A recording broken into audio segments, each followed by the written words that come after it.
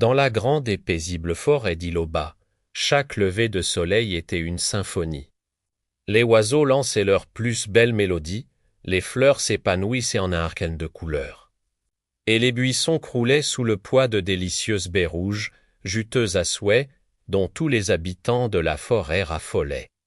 C'était un petit paradis terrestre, un équilibre parfait où la nature offrait ses trésors avec générosité.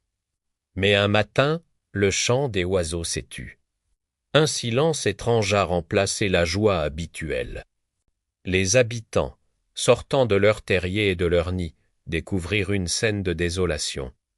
Les baies, toutes les baies, avaient disparu. Pas une seule ne restait sur les branches. Les buissons, hier si fiers et chargés de fruits, se tenaient là, nus et tristes, comme s'ils avaient été pillés durant la nuit. La panique et la confusion s'emparèrent de la forêt. Les rumeurs se mirent à fuser, plus rapides qu'un écureuil pressé. Ce sont les renards, j'en suis sûr, ils sont connus pour leur ruse. Lança une pie bavarde depuis sa branche la plus haute. Pas du tout, rétorqua un lapin qui frétillait du nez. C'est le grand vent de la nuit. Il a tout soufflé, tout emporté au loin. Un vieux corbeau, mystérieux, roula ses yeux brillants et susurra d'une voix rauque, ou peut-être. Est-ce un sort jeté par la lune elle-même, jalouse de la couleur de nos baies? Le chaos régnait, et la méfiance commençait à s'installer entre voisins. Face à cette agitation, Maître Grisou, le vieux hibou-sage dont la connaissance égalait l'âge de la forêt, décida qu'il était temps d'agir. Il convoqua un grand conseil des animaux au cœur de la clairière principale. Son ululement grave résonna, appelant chacun à la raison. « Mes amis, déclara-t-il d'une voix solennelle qui capta l'attention de tout, le calme. Quelqu'un ou quelque chose a pris nos précieuses baies, notre nourriture, notre joie. Nous devons découvrir la vérité, ensemble. Avant que la faim et la colère ne divisent notre communauté, un silence respectueux suivit ces paroles. C'est alors qu'une petite silhouette se fraya un chemin à travers la foule. C'était Milo, un jeune hérisson. Malgré sa petite taille, ses yeux brillaient d'une curiosité et d'un courage immense. D'une petite voix, mais pleine de détermination, il leva la patte. « Maître Grisou, dit-il, je peux mener l'enquête. Je suis petit, je peux passer inaperçu, je jure de trouver le coupable. » Les autres animaux se regardèrent, d'abord surpris par l'audace du petit hérisson. Puis, voyant la sincérité dans son regard, ils hochèrent la tête en signe d'approbation. Maître Grisou lui-même laissa échapper un léger sourire.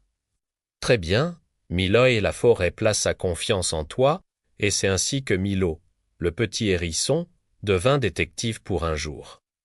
La mission était de taille, mais son cœur était prêt, la nuit suivante. Alors que la lune jetait des ombres dansantes sur la forêt, Milo mit son plan à exécution.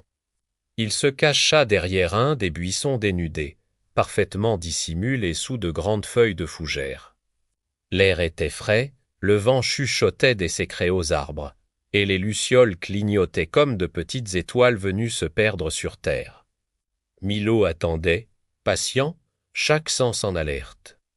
Les heures passèrent, et juste au moment où le sommeil commençait à le gagner, il entendit un bruit.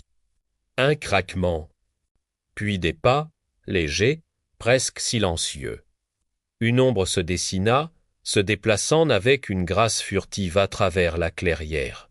Milo retint son souffle, son petit cœur battant à tout rompre. L'ombre s'arrêta juste devant les buissons, tout près de sa cachette.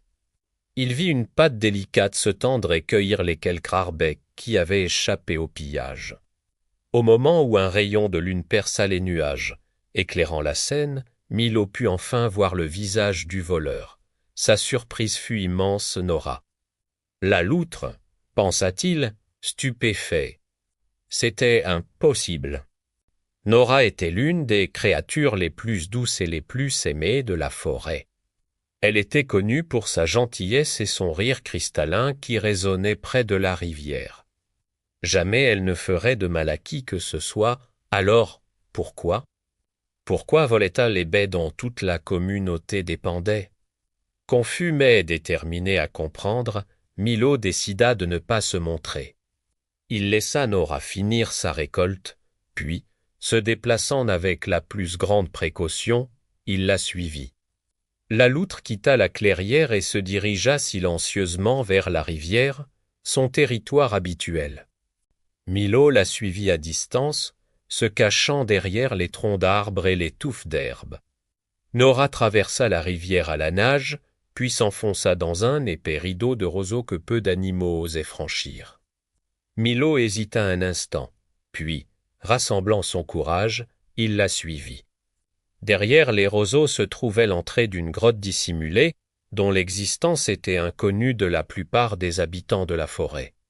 Une douce lumière filtrait de l'intérieur. Nora y pénétra sans hésiter.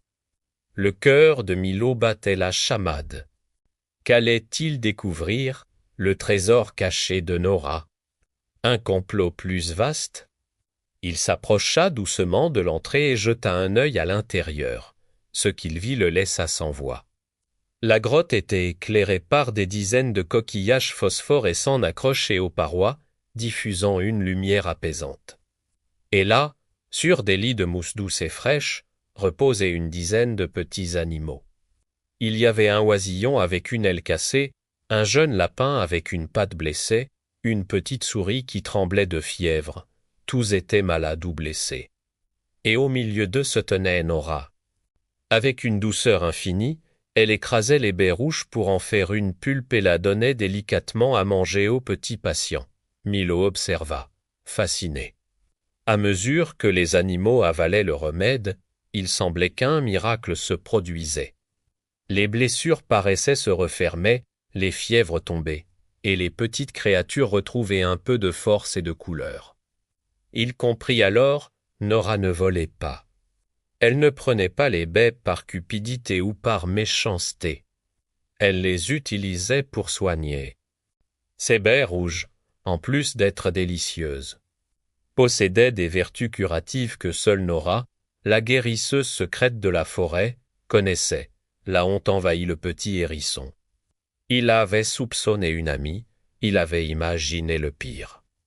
Les larmes lui montèrent aux yeux. Il sortit lentement de l'ombre, ses piquants baissés en signe de paix.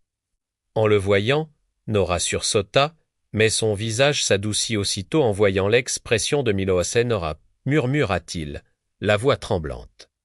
Je suis tellement désolé, je t'ai suivi.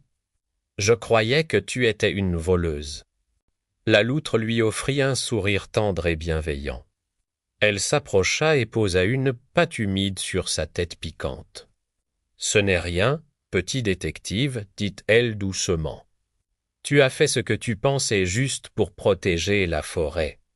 Parfois, ce que l'on perçoit comme une faute n'est qu'un acte de bonté que l'on ne comprend pas encore. Le lendemain matin, Milo se présenta devant le conseil des animaux.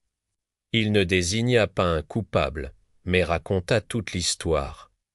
Il décrivit la grotte secrète, les animaux blessés et le dévouement incroyable de Nora. Un silence ému parcourut l'assemblée.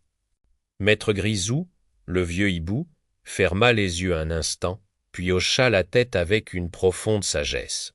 « Que cette leçon soit retenue par chacun d'entre nous, déclara-t-il d'une voix empreinte d'émotion. Ne jugeons jamais sans avoir vu avec le cœur. La vérité est souvent bien plus complexe et plus belle qu'elle n'y paraît, à partir de ce jour. » Tout changea dans la forêt d'Iloba. Les animaux, unis par cette découverte, prirent une grande décision. Désormais, les baies seraient partagées. Une partie pour la communauté, pour les festins et les provisions. Et une autre partie, toujours mise de côté, pour Nora et son infirmerie secrète, afin qu'elle puisse continuer à soigner ceux qui étaient dans le besoin. Et pour s'assurer qu'il y en aurait toujours assez pour tout le monde, chaque printemps. Tous les habitants de la forêt se réunirent pour planter 2 fois plus de buissons de baies qu'auparavant. La forêt devint encore plus généreuse, parce que ses habitants avaient appris à l'être aussi. La leçon de cette histoire est simple mais profonde. Avant de porter un jugement sur quelqu'un, cherchons à comprendre les raisons de ses actions. La bonté, l'amour et le sacrifice se cachent parfois derrière des gestes que nous ne comprenons pas au premier abord. Car dans la forêt comme dans la vie, la vérité finit toujours par pousser. Surtout quand on prend le temps d'écouter avec son cœur. Merci beaucoup d'avoir écouté notre histoire jusqu'au bout. Si elle vous a plu, n'hésitez pas à laisser un petit pouce en l'air et à vous abonner à la chaîne pour ne manquer aucun de nos prochains contes. Prenez soin de vous et à très bientôt.